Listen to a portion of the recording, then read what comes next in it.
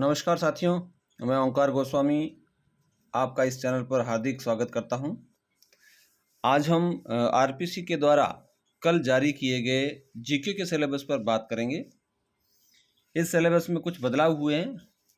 हम जानेंगे कि क्या बदलाव हुए हैं, किस टॉपिक को हटाया है और किस टॉपिक को नया जोड़ा गया है, इस पर बात करने वाले हैं। आप यदि चैनल पर नए हैं तो इसे सब्सक्राइब ज़रूर करें। पहला जो हमारा पेपर जो पहला है उसमें पिछली बार जो 2018 में जारी किया गया था सिलेबस, उसमें जो इसके अलग अलग यूनिट्स बांट रखे हैं 4, उसका अंक विभाजन कर रखा था। तो पहली बात है, इस सिलेबस में अंक विभाजन नहीं किया है, तो सीधे तौर पर कह सकते हैं कि अब भी इसमें पाठ्यक्रम के अंक विभाजन की आवश्यकता है और हो सकता है आरपीएससी आने वाले दिनों में इस पर विचार करे और पुनः एक बार अंक विभाजन के साथ में सिलेबस जारी करे। ऐसा संभव भी है और नहीं भी हो सकता है।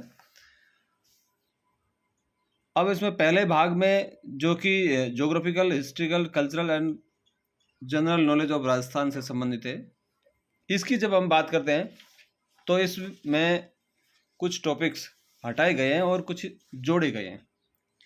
तो इसमें जो सबसे पहली बात है कि जो हटाया क्या है, इसमें एक टॉपिक हुआ करता था प्लानिंग एंड बजटरी ट्रेंड्स, इसको हटा दिया है। हम यहाँ पर इसकी बात कर रहे हैं। और इसमें जो ये ट्राइब्स आया है, जनजातियाँ, इसे नए सिरे से जोड़ा गया है, यानी कि ये टॉपिक ट्राइब्स है वो जनजातियाँ नया है और यहाँ से योजनाएं और बजट से संबंधित जो बात थी उसे हटा दिया गया है।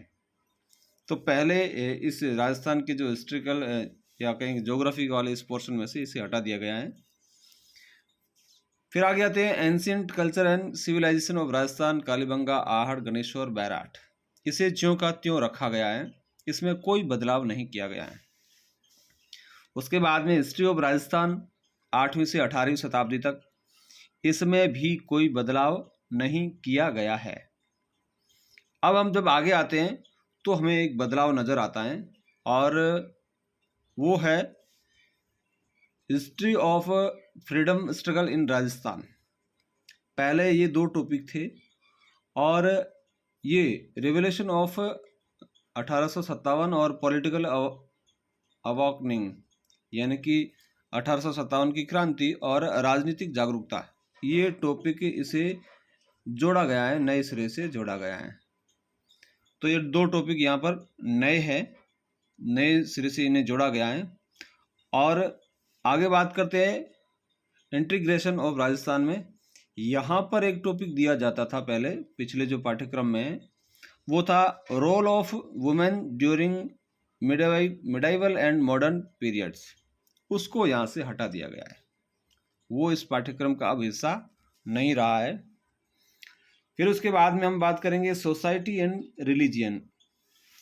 इस टॉपिक में कोई बदलाव नहीं किया गया है, सारे टॉपिक हैं वो आर्ट एंड कल्चर वाले और ये सारे सेम है, कोई भी बदलाव यहाँ पर नहीं किया गया है। फिर हम आगे बात करते हैं political and administrative system of Rajasthan की। इसकी जब बात आती है तो इसमें जो शुरुआती टॉपिक हैं उनमें कोई बदलाव नहीं किया गया है। और एक टॉपिक यहाँ पर है state legislative assembly in Rajasthan. Rajasthan में राजस्थान विधानसभा का जो परिदृश्य है, इसको ये नए टॉपिक के रूप में इसे जोड़ा गया है। तो यहाँ पर एक टॉपिक नया जोड़ा गया है। अब हम आगे बात करते हैं करंट अफेयर्स ऑफ राजस्थान की। करंट अफेयर्स ऑफ राजस्थान में कोई मोटा बदलाव नहीं है।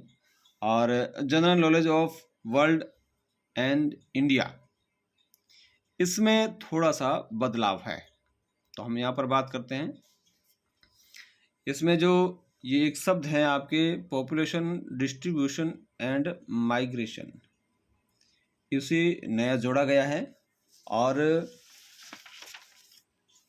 इसके बाद में जो इंडिया का जो फिजिकल फीचर्स हैं, हालांकि पहले जो कुछ अलग शब्दों में इसे बताया गया था, और अब यहाँ पर जो फिजिकल फीचर्स नाम से इसे जोड़ा गया है, तो हम एक तरह से कह सकते हैं यहाँ पर थोड़ा सा बदलाव हुआ है पुराने उस टॉपिक की तुलना में, हल्का सा बदलाव हुआ है। और वेजिटेशन एंड एनर्जी रिसोर्सेज, ये टॉपिक एकदम नया जुड़ा है इस पाठ्यक्रम में। फिर हम आगे बात करते हैं इंडियन इकोनॉमी की। इंडियन इकोनॉमी में जो ये सर्विस सेक्टर इन इंडिया, इसे नया जोड़ा गया है। और ये वाला टॉपिक एकदम नया जोड़ा गया है, foreign trades of India, trend, composition and direction, इसे नया जोड़ा गया है। और यहाँ से जो हटाया गया है, जो यहाँ पर एक टॉपिक हुआ करता था, वो था national income concept and trends और पॉवर्टी रिडक्शन स्कीम्स, तो ये टॉपिक यहाँ से हटाया गया है। अब हम बात करते हैं आगे Indian constitution, political system and foreign policies में। यहाँ पर जो हटाया गया पोर्शन है वो है Gandhi's contribution to national movement. वो पहले इस टॉपिक में हुआ करता था, उसे अब स्थान नहीं दिया है। और यहाँ पर जो प्रेशर ग्रुप्स नाम से ये टॉपिक है, क्लास 10th NCERT का है, इसे जोड़ा गया है। और शेष जो सारा जो सिलेबस है वो पिछले की तुलना में लगभग सेम ही है। तो यहाँ पर ये वाला पोर्शन जो नया जोड़ा है, गांधी जी वाला हटा दिया गया है और प्रेशर ग्रुप्स नया जोड़ा है।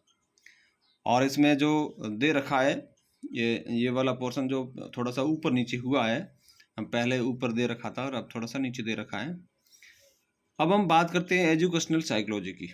इसमें भी हल्का सा बदलाव हुआ है और उस हल्के से बदलाव में जो हमें थोड़ा ध्यान रखना है कि जो पहले जो शुरुआती जो 2-3 टॉपिक हैं, एजुकेशनल साइकोलॉजी, लर्नर्स और लर्निंग वाले, इसमें हल्का सा बदलाव हुआ है। और इसमें जो हटाया गया है वो है इंटेलिजेंस एंड क्रिएटिविटी में। ये इसके पीछे की बात करें, यहाँ पर एक ह्यूमन कॉग्निशन करके एक टॉपिक हुआ करता था, उसे अब सिलेबस से हटा दिया गया है।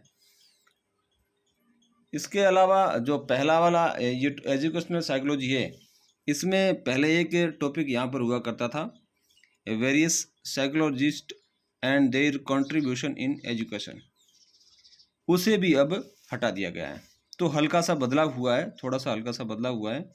और उस बदलाव के अकॉर्डिंग हमें अब नई जो सामग्री है वो खरीदनी है और हमें थोड़ा इंतज़ार करना पड़ेगा कि अब जैसे ही बाज़ार में नई गाइड्स इत्यादि उपलब्ध होती हैं तो नए पाठ्यक्रम के अनुसार हमें उसे पढ़ना है।